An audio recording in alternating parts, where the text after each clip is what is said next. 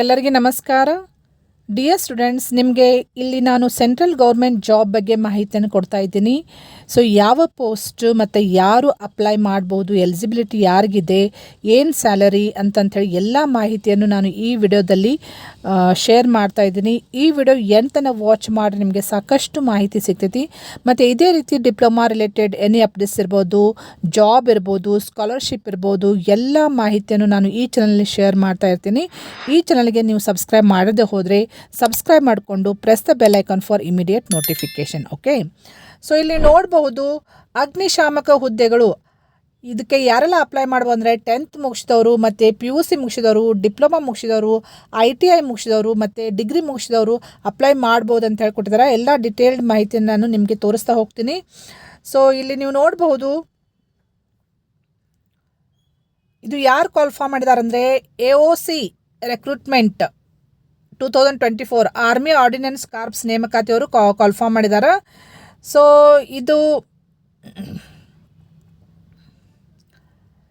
ಯಾವ್ಯಾವ ಪೋಸ್ಟ್ ಇದಾವಂತಂತ ಹೇಳಿನೂ ಕೊಟ್ಟಿದ್ದಾರೆ. ಇಲ್ಲಿ ಎಲಿಜಿಬಿಲಿಟಿ ಕ್ರೈಟೇರಿಯಾ ಏನು ಪೋಸ್ಟ್ ಅಂತೇಳಿ ಎಲ್ಲನೂ ಮಾಹಿತಿಯನ್ನು ಕೊಟ್ಟಿದ್ದಾರೆ. ಇಲ್ಲಿ ಇದು ಆನ್ಲೈನ್ ಮೂಲಕನೇ ನೀವು ಅಪ್ಲೈ ಮಾಡಬೇಕಂತ ಹೇಳಿ ಕೊಟ್ಟಿದ್ದಾರೆ. ನೇಮಕಾತಿ ಇಲಾಖೆ ಹೆಸರು army ordnance corps AOC recruitment ಅಂತಂತಿದೆ ನೋಡಿಲಿ. ಸೊ ಯಾವ್ಯಾವ ಪೋಸ್ಟ್ ಅಂದರೆ multi tasking staff, painter and decorator, carpenter and junior, tele operator grade 2, civil motor driver, junior office assistant, tradesman mate, fireman, material assistant ಅಂತ ಹೇಳಿ ಕೊಟ್ಟಿದ್ದಾರೆ. So ಇವೆಲ್ಲ ಪೋಸ್ಟಿಗೆ call form ಮಾಡಿದ್ದಾರೆ. ಸೊ ಎಷ್ಟು ವೇಕೆನ್ಸಿ ಇದಾವೆ ಅಂತಂತ ಹೇಳಿ ಕೊಟ್ಟಿದ್ದಾರೆ ನೋಡಿಲಿ. 723 ವೇಕೆನ್ಸೀಸ್ ಇದಾವೆ ಅಂತ ಹೇಳಿ ಕೊಟ್ಟಿದ್ದಾರೆ. ಸೊ ಇದು ಆಲ್ ಓವರ್ ಇಂಡಿಯಾ ನೀವು ಅಪ್ಲೈ ಮಾಡಬಹುದು ಅಂತ ಹೇಳಿ ಕೊಟ್ಟಿದ್ದಾರೆ. ನೆಕ್ಸ್ಟ್ ವೇತನ ಶ್ರೇಣಿ, ಇದು ಭಾಳ ಇಂಪಾರ್ಟೆಂಟ್ ಇದೆ. ವೇತನ ಶ್ರೇಣಿ ಮಾರ್ಕ್ ಮಾಡ್ಕೊಡ್ರಿ, ಇದು ಒಳ್ಳೆಯ ಸ್ಯಾಲರಿ ನಿಮಗೆ. ಸೊ ಸೆಲೆಕ್ಟ್ ಆದವ್ರಿಗೆ 18,000ಲಿಂದ 92,300 ರೂಪೀಸ್ ಬೇಸಿಕ್ ಇರ್ತೈತೆ ಅಂತ ಹೇಳ್ಕೊಟ್ಟಿದ್ದಾರೆ. ಸೊ ಇಂಪಾರ್ಟೆಂಟ್ ಇನ್ಸ್ಟ್ರಕ್ಷನ್, ಸೊ ಈ ಮಾಹಿತಿ ಉಚಿತವಾಗಿ ಕೊಡ್ತಾ ಇದ್ದಾರೆ ಅಂತ ಹೇಳ್ಕೊಟ್ಟಿದ್ದಾರೆ. ಸೊ ಇದಕ್ಕೆ ಯಾವುದೇ ರೀತಿ ನೀವು ದುಡ್ಡು ಕೊಡಬೇಕಾಗಿಲ್ಲ. ಈ ಮಾಹಿತಿ ಇಟ್ ಈಸ್ ಟೋಟಲಿ ಫ್ರೀ ಅಂತಂತ ಹೇಳ್ಕೊಟ್ಟಿದ್ದಾರೆ ಇಲ್ಲಿ. ನೆಕ್ಸ್ಟ್ ಶೈಕ್ಷಣಿಕ ವಿದ್ಯಾರ್ಥಿ ಏನಿರಬೇಕು, ಎಜುಕೇಷನ್ ಅಂತ ಹೇಳ್ಕೊಟ್ಟಿದ್ದಾರೆ. ಸೊ ಎಜುಕೇಷನ್ ಇಂಪಾರ್ಟೆಂಟ್ ಇದೆ ನೋಡಿರಿ, ಮಾರ್ಕ್ ಮಾಡ್ಕೊಡ್ರಿ. ಸೊ ಯಾರೆಲ್ಲ ಅಪ್ಲೈ ಮಾಡ್ಬೋದು ಅಂದರೆ ITI ಮುಗಿಸಿದವರು, 10th ITI ಮತ್ತು PUC ಪದವಿ ಮತ್ತು ಡಿಪ್ಲೊಮಾ ಮುಗಿಸಿದವ್ರೂ ಅದಕ್ಕೆ ಅಪ್ಲೈ ಮಾಡ್ಬೋದು ಅಂತ ಹೇಳಿ ಕೊಟ್ಟಿದ್ದಾರೆ. ಮತ್ತು ಏಜ್ ಲಿಮಿಟ್ ಎಷ್ಟಿದೆ ಅಂತಂತ ಹೇಳಿಕೊಟ್ಟಿದ್ದಾರೆ. ಇಲ್ಲಿ ಮಿನಿಮಮ್ 18ಲಿಂದ 25 ತನಕ ಇರ್ತೈತೆ ಅಂತ ಹೇಳ್ಕೊಟ್ಟಿದ್ದಾರೆ. ಮತ್ತು ಏಜ್ ರಿಲ್ಯಾಕ್ಸೇಷನ್ ಐತಿ. ಅದ್ರ ನೀವು ಜಾಸ್ತಿ ಮಾಹಿತಿ ಬೇಕಂದರೆ ಇಲಾಖೆಯ ಅಧಿಕೃತ ಅಧಿಸೂಚನೆ ಅಂದರೆ ಅದು ವೆಬ್ಸೈಟ್ ಅಡ್ರೆಸ್ ನೋಡ್ಕೊಂಡು ನೀವು ಅಲ್ಲಿ ಹೋಗಿ ನೀವು ಜಾಸ್ತಿ ಮಾಹಿತಿಯನ್ನು ತೊಗೋಬೇಕು ಅಂತ ಹೇಳ್ಕೊಟ್ಟಿದ್ದಾರೆ. ಸೊ ವಯೋಮಿತಿ ಸಡಿಲಿಕೆನೂ ಇರ್ತೈತೆ ಅಂತ ಹೇಳ್ಕೊಟ್ಟಿದ್ದಾರೆ. ಅರ್ಜಿ ಶುಲ್ಕ 0 ಅಂತಂತ ಹೇಳ್ಕೊಟ್ಟಿದ್ದಾರೆ. ಎಲ್ಲ ಕ್ಯಾಟಗರಿಯವ್ರಿಗೂ ಅರ್ಜಿ ಶುಲ್ಕ 0 ಇರ್ತದೆ ಅಂತ ಹೇಳ್ಕೊಟ್ಟಿದ್ದಾರೆ. ಆಯ್ಕೆ ವಿಧಾನ, ಸೊ ಯಾವ ರೀತಿ ಅವರು ಸೆಲೆಕ್ಷನ್ ಮಾಡ್ತಾರೆ ಅಂತ ಹೇಳ್ಕೊಟ್ಟಿದ್ದಾರೆ ನೋಡಿಲಿ. ಸೊ ಇಲ್ಲಿ ಕೊಟ್ಟಿದ್ದ ಪ್ರಕಾರ ಲಿಖಿತ ಪರೀಕ್ಷೆ ಇರ್ತೈತಿ, ಅಂದರೆ ನೀವು ರಿಟರ್ನ್ ಟೆಸ್ಟ್ ಇರ್ತೈತಿ, ಮತ್ತು ಫಿಸಿಕಲ್ ಟೆಸ್ಟ್ ಮಾಡ್ತಾರೆ, ಮತ್ತು ಮೆಡಿಕಲ್ ಟೆಸ್ಟು ಇರ್ತೈತಿ ಅಂತಂತ ಹೇಳ್ಕೊಟ್ಟಿದ್ದಾರೆ. ನೆಕ್ಸ್ಟ್ ಅರ್ಜಿ ಸಲ್ಲಿಸುವ ವಿಧಾನ, ಸೊ ಅರ್ಜಿ ಸಲ್ಲಿಸಬೇಕಂದ್ರೆ ನೀವು ಆನ್ಲೈನ್ ಅಪ್ಲೈ ಮಾಡಬೇಕು, ಆನ್ಲೈನ್ ಮೂಲಕವೇ ಅಪ್ಲೈ ಮಾಡಬೇಕಂತ ಹೇಳ್ಕೊಟ್ಟಿದ್ದಾರೆ. ಸೊ ಆನ್ಲೈನ್ ಅಪ್ಲೈ ಮಾಡಬೇಕಂದ್ರೆ ಒಂದು ವೆಬ್ಸೈಟ್ ಲಿಂಕ್ ಕೊಟ್ಟಿದ್ದಾರೆ, ಅದನ್ನು ನೀವು ಕ್ಲಿಕ್ ಮಾಡಿ ನೀವು ಅಪ್ಲೈ ಮಾಡಬೇಕು. ಇಲ್ಲಿ ಕೆಳಗಡೆ ಕೊಟ್ಟಿದ್ದಾರೆ ಅದನ್ನು. ಮತ್ತು ಯಾವ್ಯಾವ ಸ್ಟೇಜ್ನಲ್ಲಿ ಸೆಲೆಕ್ಷನ್ ಮಾಡ್ತಾರೆ ಅಂತ ಹೇಳ್ಕೊಟ್ಟಿದ್ದಾರೆ ನೋಡಿರಿ. ಮೊದಲನೇ ಹಂತ, 2ನೇ ಹಂತ, 3ನೇ ಹಂತ ಅಂತಂತೇಳಿ ನೀವು ಇದನ್ನು ಓದ್ಕೋಬೋದು. ಈ ಲಿಂಕನ್ನು ನಾನು ನಿಮಗೆ ಈ ವಿಡಿಯೋ ಡಿಸ್ಕ್ರಿಪ್ಷನ್ದಲ್ಲಿ ಹಾಕಿರ್ತೀನಿ, ನೀವು ಡೀಟೇಲ್ ಆಗಿ ಓದ್ಕೊಡೋದನ್ನು. ಸೊ ಭಾಳ ಇಂಪಾರ್ಟೆಂಟ್ ಏನಿದೆ ಅಂದರೆ ಅರ್ಜಿ ಸಲ್ಲಿಸಲಿಕ್ಕೆ ಯಾವಾಗಲಿಂದ ಸ್ಟಾರ್ಟ್ ಮಾಡ್ತಾರಂತ ಹೇಳಿ ಕೊಟ್ಟಿದ್ದಾರೆ. ಸೊ ಫ್ರಮ್ 2nd ಡಿಸೆಂಬರ್ಲಿಂದ ಸ್ಟಾರ್ಟ್ ಆಗಿ ಎಂಡ್ ಆಗೋದು ಯಾವಾಗ ಅಂದರೆ 22nd ಡಿಸೆಂಬರ್ ಅಂತ ಹೇಳಿ ಕೊಟ್ಟಿದ್ದಾರೆ. ಸೊ ಅಪ್ಲೈ ಲಿಂಕ್ ಕೊಟ್ಟಿದ್ದಾರೆ, ಇಲ್ಲಿ ನೋಟಿಫಿಕೇಷನ್ ಲಿಂಕ್ ಕೊಟ್ಟಿದ್ದಾರೆ. ಮತ್ತು ಇದಕ್ಕೆ ಎರಡಕ್ಕೂ ನೀವು ಯೂಸ್ ಮಾಡಿಕೊಂಡು ನೋಟಿಫಿಕೇಷನ್ ನೋಡಿಕೊಂಡು ನೀವು ಅಪ್ಲೈ ಮಾಡಿ. ನಾನು ಜಸ್ಟ್ ಒಂದು ಕ್ಲಿಕ್ ಮಾಡಿ ತೋರಿಸಿ ನಿಮಗೆ ನೋಟಿಫಿಕೇಷನ್ ಲಿಂಕ್. ಸೊ ಈ ರೀತಿ ನಿಮಗೆ ನೋಟಿಫಿಕೇಷನ್ ಸಿಗ್ತೈತೆ ನೀವು ಅಲ್ಲಿ ಕ್ಲಿಕ್ ಮಾಡಿದರೆ. ಸೊ ಈ ನೋಟಿಫಿಕೇಷನ್ ಪ್ರಕಾರ ನೀವು ಎಲ್ಲ ನೋಡ್ಕೋಬೋದು, ಯಾವ್ಯಾವ ಪೋಸ್ಟ್ ಮತ್ತು ಸ್ಯಾಲರಿ ಎಷ್ಟು ಕೊಡ್ತಾರೆ ಎಲ್ಲ ಟೇಬಲಲ್ಲಿ ಕೊಟ್ಟಿದ್ದಾರೆ. ರಿಸರ್ವೇಷನ್ ಪ್ರಕಾರ, ಸೊ ಅಕಾರ್ಡಿಂಗ್ ಟು ರಿಸರ್ವೇಷನ್ ಎಷ್ಟು ವೇಕೆನ್ಸೀಸ್ ಇದಾವೆ, ಏನು ಸ್ಯಾಲರಿ ಅಂಥೇಳಿ ಎಲ್ಲ ಕೊಟ್ಟಿದ್ದಾರೆ. ಮತ್ತು ಅಬ್ರಿವೇಷನ್ ಏನು ಯೂಸ್ ಮಾಡ್ಯಾರ ಅದನ್ನು ಡಿಟೇಲ್ಡಾಗಿ ಕೊಟ್ಟಿದ್ದಾರೆ ನೋಡಿರಿ, ಇದನ್ನು ಓದ್ಕೊಡ್ರಿ. ಮತ್ತು ಡಿಸ್ಎಬಿಲಿಟಿ ಅಬ್ರಿವೇಷನು ಕೊಟ್ಟಿದ್ದಾರೆ. ಆಮೇಲೆ ಆ ನೇಮ್ ಆಫ್ ದಿ ಪೋಸ್ಟಿಗೆ ಏನು ರಿಕ್ವೈರ್ಮೆಂಟ್ ಇದೆ, ಫಂಕ್ಷನಲ್ ರಿಕ್ವೈರ್ಮೆಂಟ್, ಮತ್ತು ಕ್ಯಾಟಗರಿ ವೈಸ್ ಡಿಸೆಬಿಲಿಟಿ ಏನು ಅಂತಂತೇಳಿ ಅದನ್ನು ಕೊಟ್ಟಿದ್ದಾರೆ.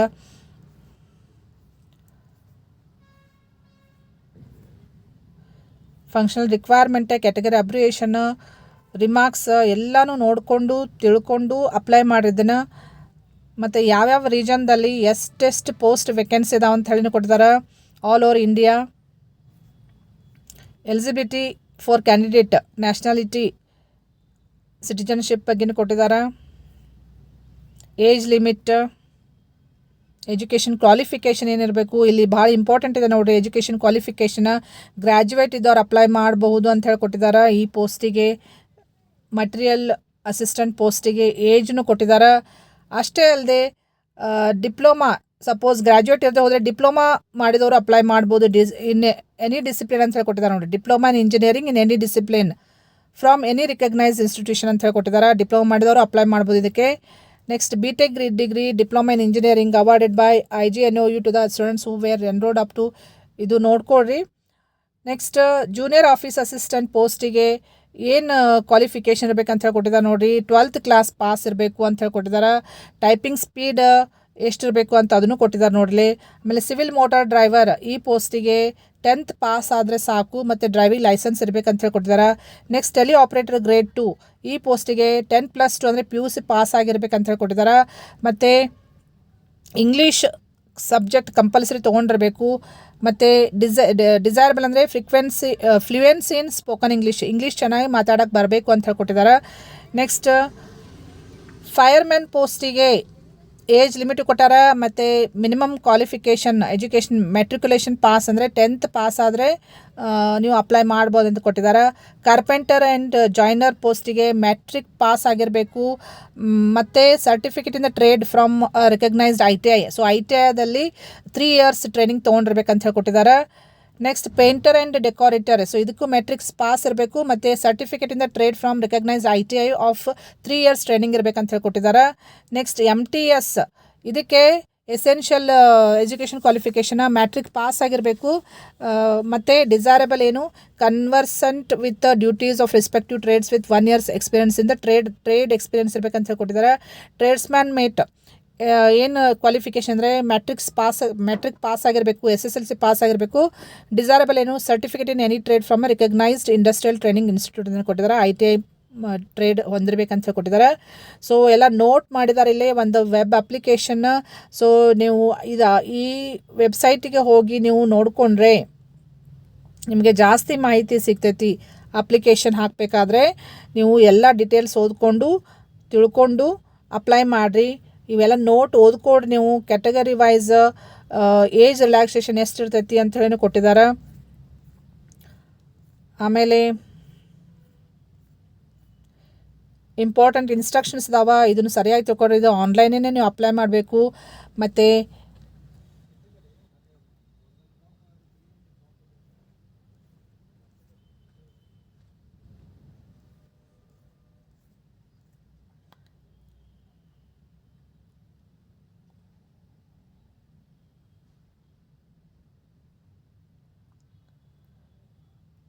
ಸೊ ಸಪೋಸ್ ಸೆಲೆಕ್ಷನ್ ಆದರೆ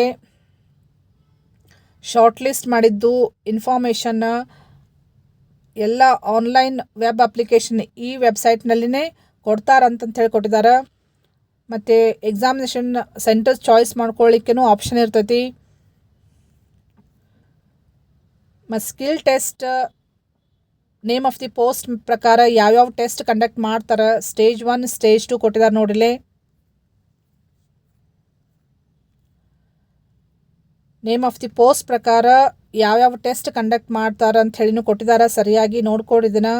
ಮತ್ತು ಸಿಲೆಬಸ್ ಫಾರ್ ರಿಟರ್ನ್ ಟೆಸ್ಟಿಗೆ ಏನು ಸಿಲೆಬಸ್ ಇರ್ತೈತಿ, ಲೆವೆಲ್ 1 ಲೆವೆಲ್ 2ದವ್ರಿಗೆ ನಂಬರ್ ಆಫ್ ಕ್ವಶನ್ಸ್ ಎಷ್ಟಿರ್ತಾವೆ, ಮಾರ್ಕ್ಸ್ ಎಷ್ಟಿರ್ತಾವೆ, ಡ್ಯೂರೇಷನ್ ಆಫ್ ಎಕ್ಸಾಮಿನೇಷನ್ ಎಷ್ಟಿರ್ತೈತಿ ಅಂತ ಎಲ್ಲನೂ ಕೊಟ್ಟಿದ್ದಾರೆ. ಇಲ್ಲಿ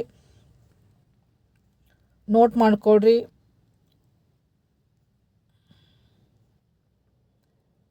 ಜಾಸ್ತಿ ಮಾಹಿತಿ ಬೇಕಂದರೆ ಈ ವೆಬ್ಸೈಟಿಗೆ ಹೋಗಿ ನೀವು ತಿಳ್ಕೊಳ್ರಿ. ಇಲ್ಲಿ ವೆಬ್ಸೈಟ್ ಲಿಂಕ್ ಕೊಟ್ಟಿದ್ದಾರೆ ನೋಡಿಲಿ.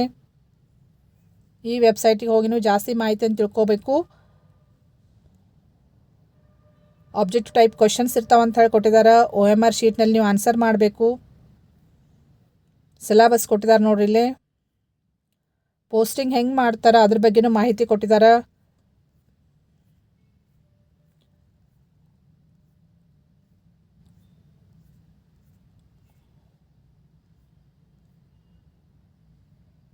ಸೆಲೆಕ್ಷನ್ ಪ್ರೊಸೆಸ್ ಬಗ್ಗೆ ಎಲ್ಲನೂ ಮಾಹಿತಿ ಇದೆ ಅಲ್ಲಿ.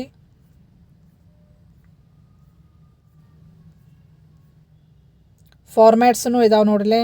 Formats of certificates. ಸೊ ಇವೆಲ್ಲ ಅವೈಲೇಬಲ್ ಅದಾವೆ ಅಂತ ಹೇಳಿ ಕೊಟ್ಟಿದ್ದಾರೆ. Web application. ಸೊ ಇಲ್ಲಿ ಹೋಗಿ ನೀವು ಡೌನ್ಲೋಡ್ ಮಾಡಿಕೊಂಡು ಆ ಫಾರ್ಮ್ಯಾಟ್ನಲ್ಲಿ ಫಿಲಪ್ ಮಾಡಬೇಕೆಲ್ಲ.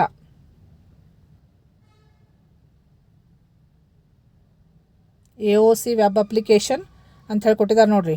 ಸೊ ಡಿಟೇಲ್ಸ್ ಎಲ್ಲ ಕೊಟ್ಟಿದ್ದಾರೆ, ಯಾವ್ಯಾವ ಸರ್ಟಿಫಿಕೇಟ್ ನೀವು ಅಟ್ಯಾಚ್ ಮಾಡಬೇಕಂತಂಥೇಳಿ. ಅದೇ ಫಾರ್ಮ್ಯಾಟ್ನಲ್ಲಿ ನೀವು ಫಿಲಪ್ ಮಾಡಿ ಆನ್ಲೈನ್ ಸಬ್ಮಿಟ್ ಮಾಡಬೇಕು. ಆನ್ಲೈನ್ ಸಬ್ಮಿಟ್ ಮಾಡಿದ ಮೇಲೆ ಒಂದು ಪ್ರಿಂಟ್ ಅದ್ರದ್ದು ಡೌನ್ಲೋಡ್ ಮಾಡಿಕೊಂಡು ಒಂದು ಅಪ್ಲಿಕೇಶನ್ ಪ್ರಿಂಟ್ ಡೌನ್ಲೋಡ್ ಮಾಡ್ಕೊಡೋದು ಕಾಪಿ ನಿಮ್ಮ ಕಡೆ ಇಟ್ಕೋಬೇಕು. ಅವ್ರು ಏನೇ ಇನ್ಫಾರ್ಮೇಷನ್ ನಿಮಗೆ ಕೊಡೋದಿತ್ತಂದ್ರೂ ಅವರು ವಾಯಾ ವೆಬ್ಸೈಟ್ ಅಡ್ರೆಸ್ ಕೊಟ್ಟಿದ್ದಾರಲ್ಲ ಅದ್ರ ಮುಖಾಂತರ ಅವರು ನಿಮಗೆ ಕಮ್ಯುನಿಕೇಟ್ ಮಾಡ್ತಾರೆ ಅಂತ ಹೇಳಿ ಕೊಟ್ಟಿದ್ದಾರೆ.